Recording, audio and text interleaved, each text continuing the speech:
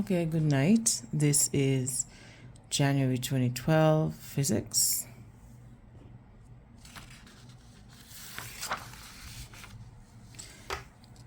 It says a Form 4 physics student performed an activity to determine the mass of a lump of plasticine MP.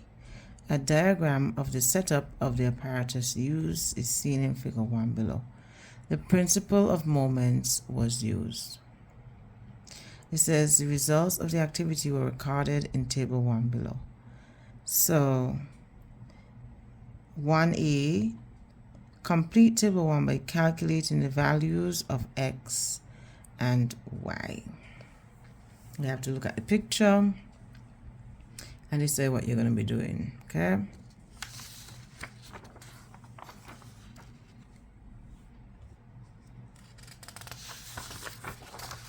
Okay, so here we see that we're looking at the distance between x and the pivot and between m and the pivot. And to find the distance, they will tell you at many different times they change the plasticine. So the plasticine was at 10 centimeters away from the 50, at 20 away from the 50, 30 away, 35, 40, 45. So all you have to do to find the real distance between these is to subtract this from 50, and the answer will go here. So x refers to the distance the plasticine is away from pivot, and then the opposite will be done. So you're going to minus 50 from the larger number to get the distance for the position of the mass. And from that you will get 20 and then 15 here, and then over here we get 36. This corresponds to this, and 26.2, then here 7.9 and 3.6.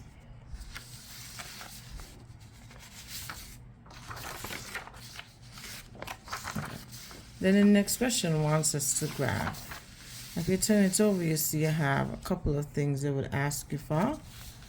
First, they would say use the results from the completed table 1 to plot a graph of y against x in centimeters on the graph paper provided, and you have to calculate the slope z. Then it says use your graph to determine how far the 50-gram mass needs to be placed if it balances when the plasticine is placed 27.5 centimeters from the pivot R, and then state the principle of moments, and then you have some sort of calculation here. Okay, so you're basically finding some sort of constant, all right, on your graph. So I'll put this over here. So basically we had to use these values to plot our graph right here. So that's already been plotted, and so you would see here we start from 0 to 40. So what I did is work out the ranges. So I see that the x-axis, it goes from 0 to 40. If the lowest number is 5, the highest number is 40. So I said from 0 to 40. The lowest number is 3.6 to 36, so from 0 to 40. So both of them have the same range. And then we just plot. So this is a graph that we get here. And yes, 0 to 45, I put that, and then went to 0 to 50. No biggie, but I just needed to know the range to know how to plot. Then you have to make sure you label your graph, your axes. So the y-axis, from the table, is, you get it. These are the y values and these are the x values.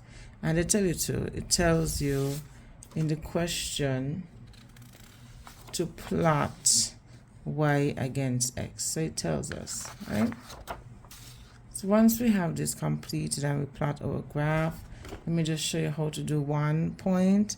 So on this, we had to plot when x is 40, y is 36. Well, let's go from here down here because these are closer to this. So when x is 5, y is 3.6. So x here is 5 and 3.6 will be over here on the y-axis.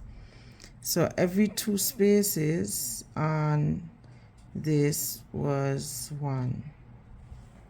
You won't be able to see it so well because the lights, the lines are light. but we had 1, 2, 3, 4, and 5. So 3 will fall between 3 and 4, and then one of the points to be 3.5 here in between. So this is 3.6. So that's the first point. And pretty much that's what you do. Like when we had 10 here, it was 7.9. So we go up, so we know this is 6, 7, 8. So 7.9. Wait, let me see. 6. The lines are so 6, 7, 8. Yeah, so 7.9 will be very close to 8 up here. So you have to guesstimate a lot of the times. This is 8 right here, and that's 7.9. Okay, so that's how you would do it. Once you plot all of your points, you get a straight line graph. So in physics, you either have straight best fit lines or best fit curves, and this is a best fit line because the line doesn't pass through all of the points, but I place the line equidistantly between the points. Note well, your line doesn't have to pass through 0. It does not. Just make sure your line equidistantly placed in between the points, and what you could do is use a transparent ruler, something like this, just a simple ruler, so that you can see where it is lying between the points, and you could gauge it. So that's good. And then they ask us after plotting to find the gradient of the graph. So to find the gradient of the graph, don't use any points that you plotted from here. You see how here is? Don't use any of these points that you plotted. What you want to use is find 2 points on the line, and make sure whatever point you find on the line passes through across here. Like you see, like the line passes through something like this, a natural space. So pick this point and this point, and every point you pick on a line has a y and an x coordinate. So I picked this point and found the y coordinate for this point. So all I would have to do is put the ruler here and then extrapolate across to the x-axis to find my point somewhere here, which is 38 centimeters, and make sure you put units if you have units. And then the x, we'll just come straight down this line, and we see it is, so every 2 spaces is 42.5, because this is 41, 42, and this will be 43, so this is 42.5 centimeters. Again, there are units. And of course, this one is 0 when y is 0. As you can see, that's y. X will be some 1.5 centimeters. Okay, so once we have that, I always tell students, write your coordinates on your graph to make it much easier for you to solve the gradient.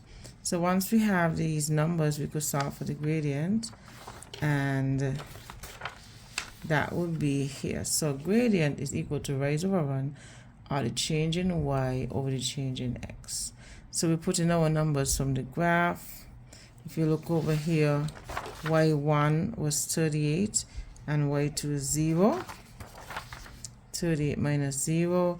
And then x1 is 42.5 minus 1.5. So the y is always over the x, and we got a ratio of 38 over 41 centimeters, which cancel out, and we get some relationship of 0.9. Okay, now it says use your graph to determine how far the 50-gram mass needs to be placed if it balances when the plasticine was placed 27.5 centimeters from the pivot R. So the plasticine refers to x, right? Plasticine refers to x, and then the mass, the 50-gram mass, refers to y, right? So once we have that, since the question asks to go from x, this is x right here, it's the plasticine. So we're going up from 27.5, so this is in the blue, in the red. So this is 26, 27, so it's 27.5 going up to the line, extrapolate across, and we find that the distance, the mass must be away from the pivot to keep the system balanced will be 24 centimeters away from the middle point, the 50 centimeter mark. Okay, so then it asks, state the principle of moments. Now, the principal moments is the sum of clockwise moments must be equal to the sum of anti-clockwise moments for a balanced system, and it has SI units of Newton meters. The last question was trying to be difficult, but it was not. It says the weight of the plasticine WP, and this is what I don't like. They have WP, then they have X. So anyway, WP is related to the weight of the 50-gram mass by the formula WP equal gradient times Wm. It says determine the weight of the plasticine. So using the solution from the gradient here, which is some constant, I guess, you multiply it by the mass. Okay, so Wm, it says, let me see, this is the weight of the 50-gram mass Wm. So what I did, I multiplied, then I converted the weight. I said 0.9 times 50 grams. And so I said WP, it comes out to 46.5 grams. But then you have to convert the grams to kilograms. And then from there, you convert the kilograms to force, which is this. I had to do a bunch of things because to get to force from mass, you have to multiply by 10 newtons per kilogram. So I had to convert the grams to kilograms, and then from kilograms to force. And you see what it is here, you get 0.465 because it's actually weight. So you have to be careful when reading the questions. Then after all of that, they still asks, calculate the mass of the plasticine. So it was already calculated. The mass of the plasticine is either 46.5 grams or 0.0465 kilograms. So we don't have to do too much for that.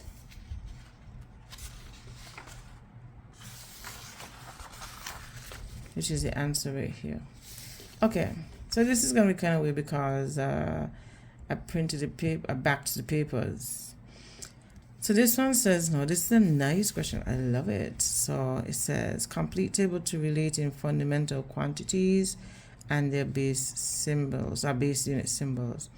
So they want you to basically see that there's a difference between the symbol of the word and the SI unit. So the SI unit has its own symbol, while the quantity has its own symbol as well.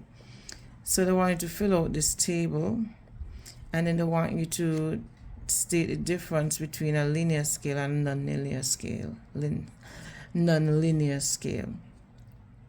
And from there, you are provided with the following 3 measuring instruments. You have a meter rule, a clinical thermometer, and a conical flask. Which of the instruments listed above has a linear scale? So we already answered this question, and look, they gave us this to use with. Here is the answer. So time has a symbol of common letter T and a base SI unit, keyword SI unit of seconds S. And then current is I, and it has a base SI unit of ampere. Temperature is capital letter T, base unit of Kelvin. Length, common letter L, base unit of meter. Okay, so I gave the symbols because I said symbols, and then said words. A linear scale is straight, while a nonlinear scale is not. Then since you know, you would know this now, since you have this, you know, of the 3, the one that is not straight with the conical flask.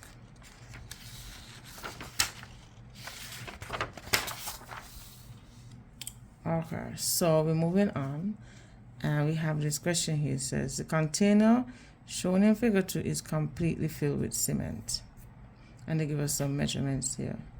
It says if the mass of the cement is 15,000 kilograms, Calculate the density of this cement sample in kilograms per cubic meter.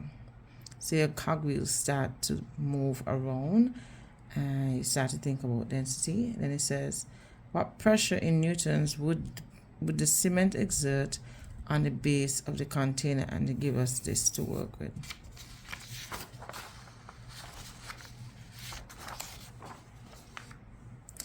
So here it is. Density is equal to the ratio of mass and volume. And we are given the mass in kilograms, and we are also given the volume, but in parts. We have to work it out. So to find the volume of a cuboid, you will have length by width by breadth, and happily and luckily enough they gave us in meters, so we didn't have to convert anything. So once we multiply all of these, we get 27.3 kilograms per cubic meter. Okay, then to find pressure, we know pressure is equal to force per unit area. Now to find the force, if you're given mass, you have to multiply the mass by gravity. And since we had the mass, which is 15,000 kilograms, we multiply it by 10 newtons per kilograms to get the force, which is the weight. Weight is force, force is weight. And so area of container will be equal to length by width, and that's just down here. Because we found the volume, we just need the area, so we just need the area of this part right here. And so we put 1.1 meter times 2 meters to give you 2.2 meters squared. Now that you have all the components to substitute F and A, you do that and you get 68,181.8 newtons per meter squared, and that newtons per meter squared is equivalent to a Pascal. Okay, so I just rounded up the 1 to give you 68,182.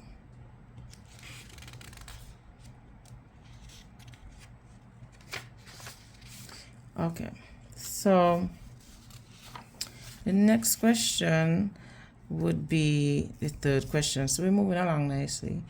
Albert Einstein put forward a theory that if the energy of a body changes, then its mass also changes. He found that the two are related, that mass and energy were one and the same.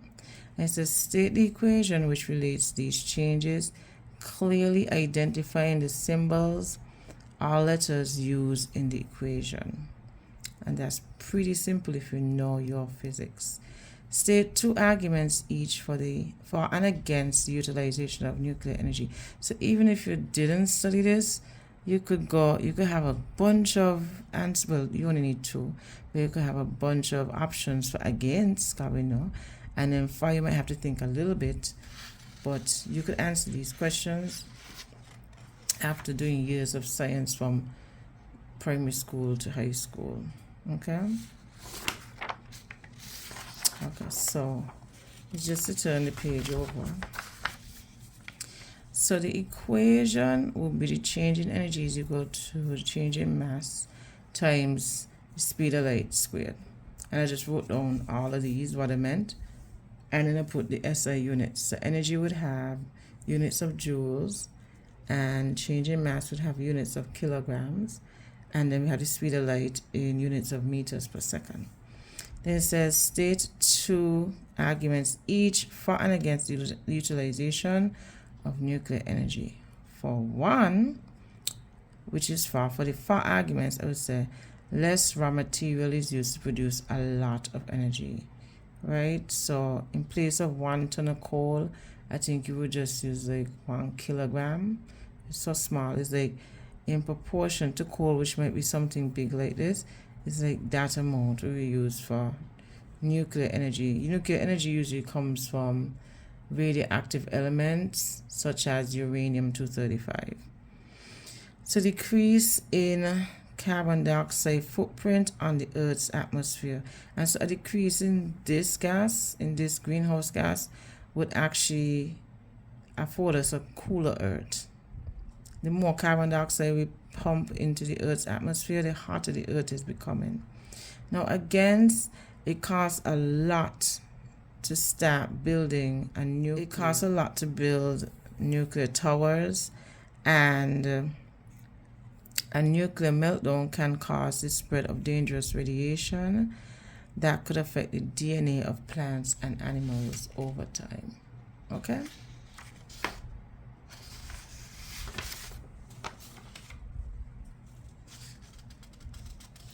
Okay, so we're moving on. This is B of the same question 3.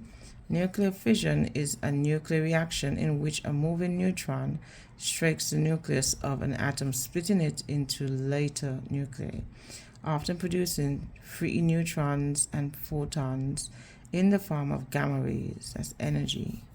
So each one such reaction is given below. So we have a neutron hitting in uranium to produce these heavy metals such as barium and krypton, and 3 neutrons coming off to cause a chain reaction. This is energy right here, the gamma ray.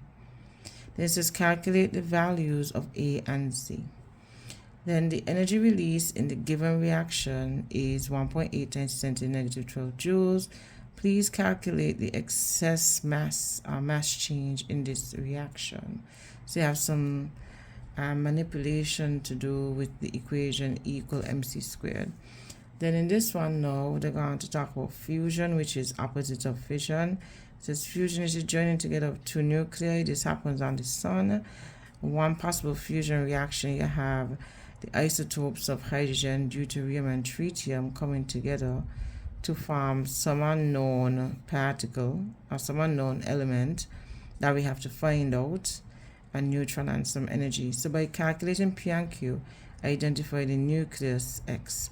So the trick to doing these is to make sure whatever this add up to and this add up to, these add up to, must be equal to whatever is over here. And you're going to see on the next page. So, like I told you, what we would do for Z, I started with Z first because the numbers were smaller.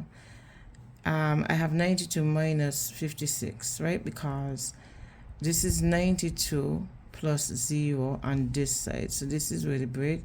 This will give you 92. So everything down here add up to 92. And then if you add up everything here, you add up to 56. We don't know Z plus 3 times 0. So 56 plus 0 equal to 56. So to find out Z now, this everything over here is supposed to add back to 92. Okay? Because this is the only unknown. So to get a number that adds back to 92, we're going to subtract 56 from 92 to get 36. So Z is equal to 36. And use the same idea up here. So I made a mistake. So this should have been 236. So this should be 236 minus 93, which will give us 143.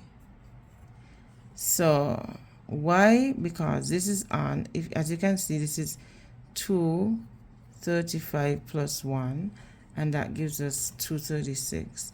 And then over here, if you add it up, this is 90. This is A, the unknown, plus 3 times 1. And so we have 90 plus 3. So to find out a number that adds to 93 to get back 235, you will subtract 93 from 236. You subtract 93 from 236 to get 143. Okay, so that's how you do it. So what is on the left must add up to what is on the right, and vice versa. Then this one, you had to be careful when punching these numbers in your calculator. And so this is, you're solving for changing M. You have delta E equal to delta MC squared. You're just doing the transposition and you're dividing, changing the energy over C squared. You substitute the numbers that they gave you. So this was the energy released. And given that we know the speed of light, we said 3 times 10 to the 8, and we have to square it. So be mindful that you have to square this. And then once you've squared it, you just go ahead, and I will tell you in your calculator, make sure you use brackets. And once we finish that, we get 2 times 10 to the negative 29 joules second squared over meter squared, but we must remember that joules itself is equal to kilogram meter squared over second. So I only did that so we could see where we got the kg from. And when I put all the things together like this, and this, I put it in place of the joules, and I kept the s squared over m squared. You see all these things start to cancel out, leaving kilograms, and this is your answer. Now the fusion is pretty much the same again. If I put a bar through the arrow here, I know that the top portion adds up to 5 and the bottom portion adds up to 2. So over here we need, if we have just 1 at the top and 0 at the bottom, we need to add something to 1 to make it 5, which will be 4. So we just have 5 minus 1 equals 4. And then we need to add something to 0 to make it 2. So we just add 2. So this needed to have 2 right here. So we add 2 equal to 2. So here Q would be 2 and P will be 4, which gives us a mass of 4 and an atomic number of 2. And this indicates that X is actually helium.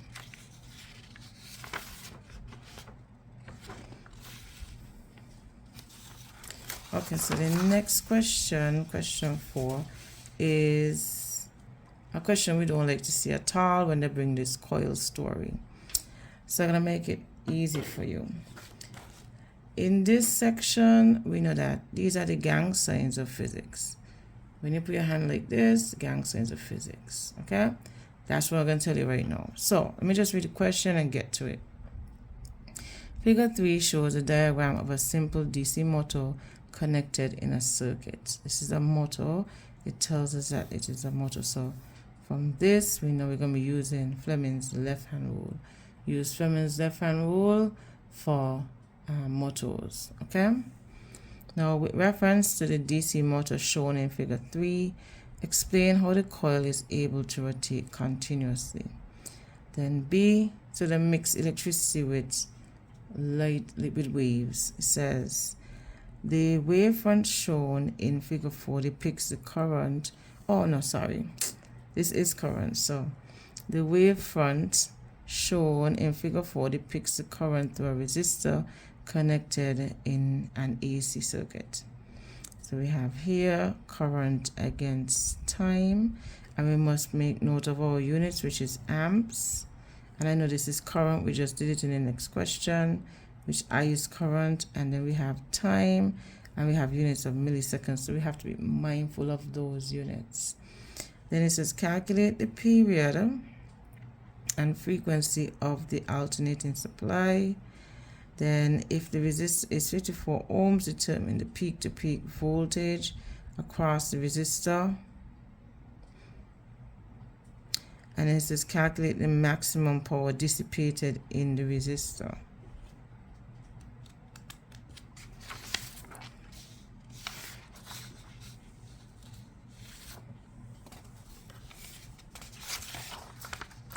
So because it's a motor, we're using the left-hand rule, and we have to remember that if you know it's a motor, remember the alphabet LM.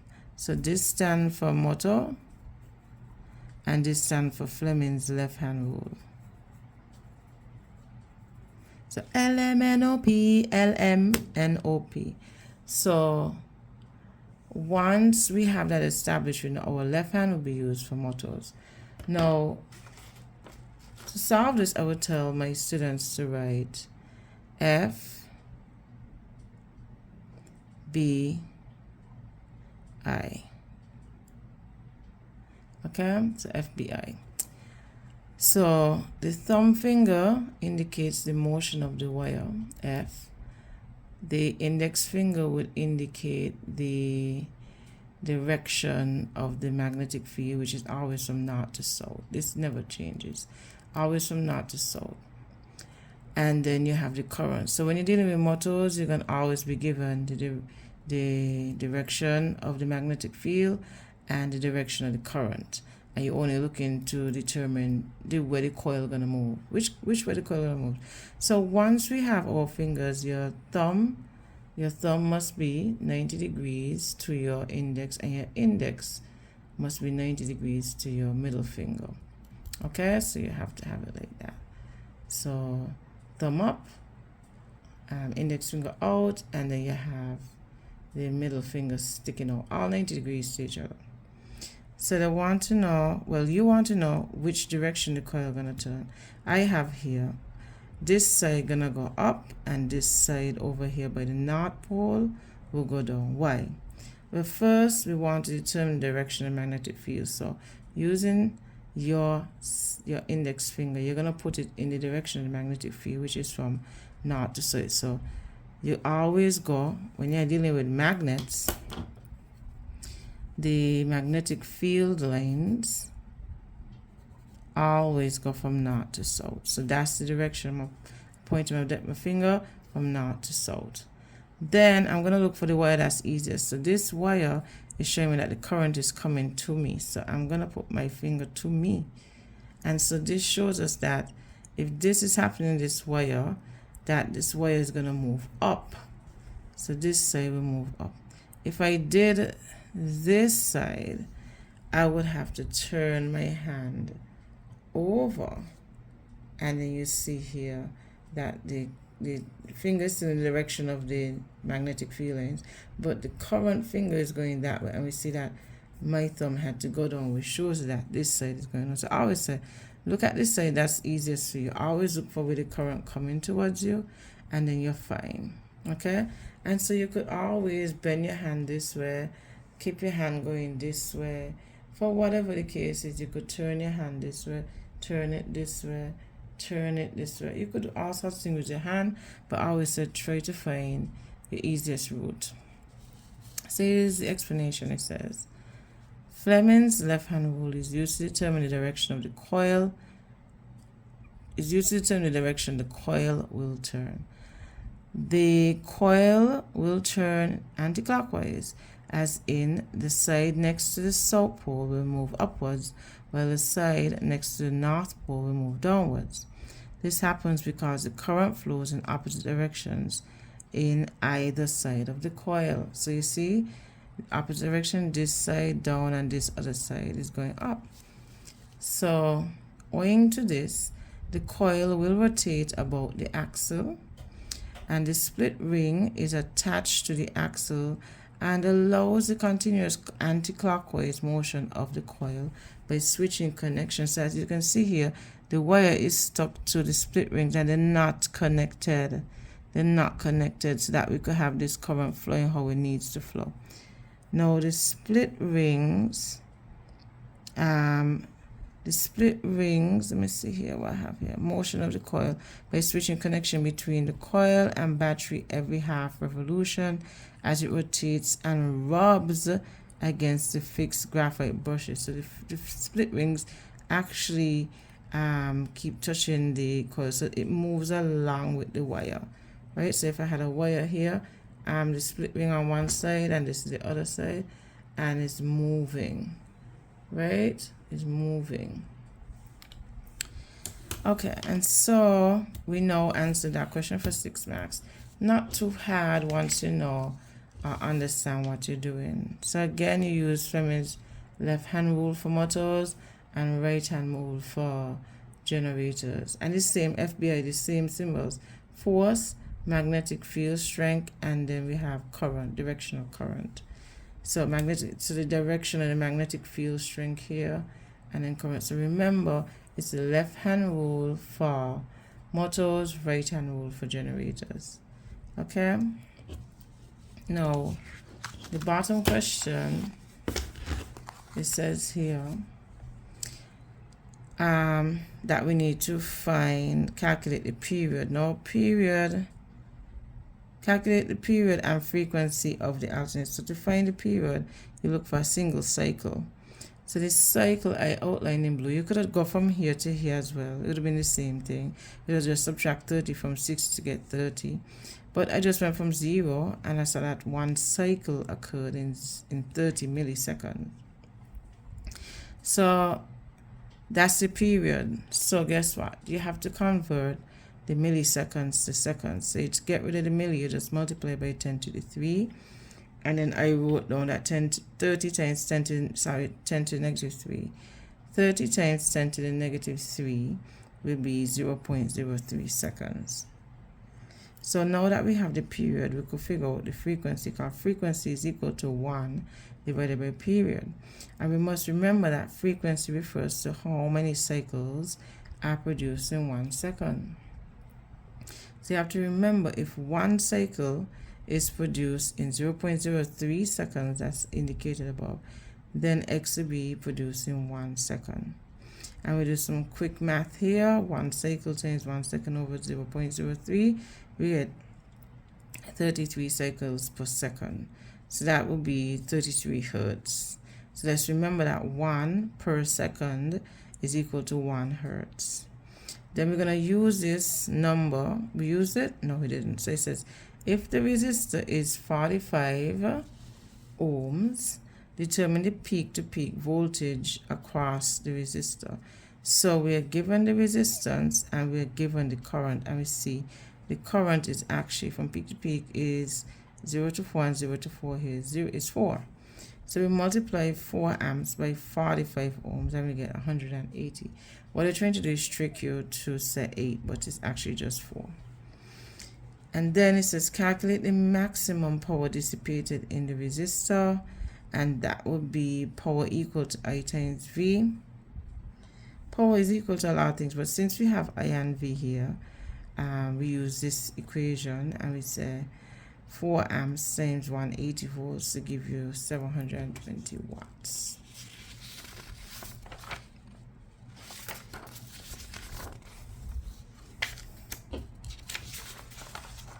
Okay, so question 5. We almost finished.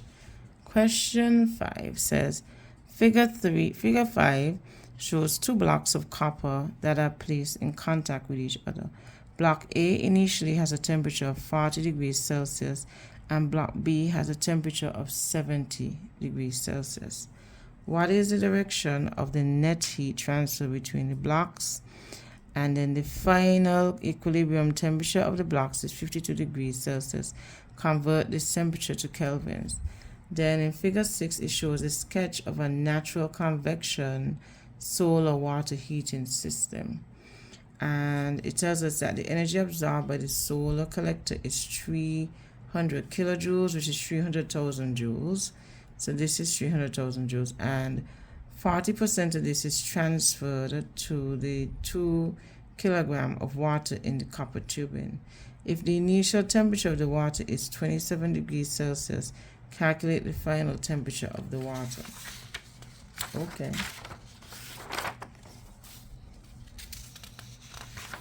So we know heat always goes from higher to lower temperature, or from hotter to warmer objects. So we know the heat gonna move from block B to block A. Then to convert from degrees Celsius to Kelvin, just know you're gonna get a bigger number, and you have to add 273, and you get 325K. Then to work this out, we have the heat energy absorbed, EH, heat energy, and we know only 40% of it was used. So we have 120,000 joules. To work out 40%, you just divide 40 by 100, you get 0.4. So we work out the 40%, and then we have the mass. We have the initial temperature. We want to find the final temperature. And we also have the specific heat capacity of water. So once that is given, we could just stick them in the equation. So we know EH is equal to MCAT. And so that MCAT is actually here means change in temperature, which is T final minus T initial. So we substitute and we have 120,000 joules equal to 2 kilograms and 4,200. And then we have here TF minus 27. We want to get rid of these big bars here. So we're going to divide 120,000 joules degrees Celsius by 8,400 joules equal to TF minus 27. So once we solve this part, we could just add 27 to both sides, As you can see, if I add 27 here and 27 here, as into the entire thing, this goes, and as you can see, this divided by this gives us 14.3 plus 27 to give us 41.3.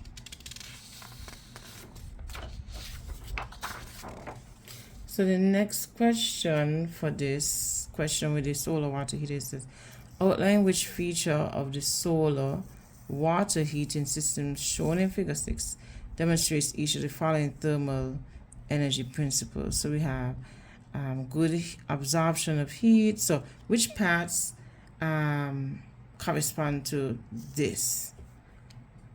So heat transfer by convection, the greenhouse effect, good heat transfer by conduction, and reduction of heat transfer by conduction. Okay, so we know that good absorbers of heat are always black surfaces. Convection always occurs in fluids, so water is a fluid there. The greenhouse effect has to do with glass being able to trap shortwave infrared radiation, and then this radiation, once it's absorbed by vegetation like water or whatever, the wavelength changes and they become long wave infrared radiation, which is unable to leave the glass. So that's the greenhouse effect there. Good heat transfer by conduction would occur in metal, so the rubber tubing, and it says reduction of heat transfer by conduction. So that'll be insulation. And that's the end of question 5. Now the final question deals with waves. So it says, what is the difference between longitudinal waves and transverse waves? Given that red light has a wavelength of 700 times 10 to the negative 9 meters, calculate its frequency. And in 2010, sound navigation and ranging sonar was used to detect the presence of submerged oil plumes in the Gulf of Mexico after a massive oil spill. Figure 7 shows a ship using sonar to locate an oil plume. It says, explain with reference to figure 7 how sonar was used to determine the depth of an oil plume, and if echoes are received 0.3 seconds after being sent, calculate the depth of the oil plume below the detector given that velocity is equal to distance over time. And we're given the speed of sound in seawater and the speed of light in air. So we're going to need these figures. If we turn this over,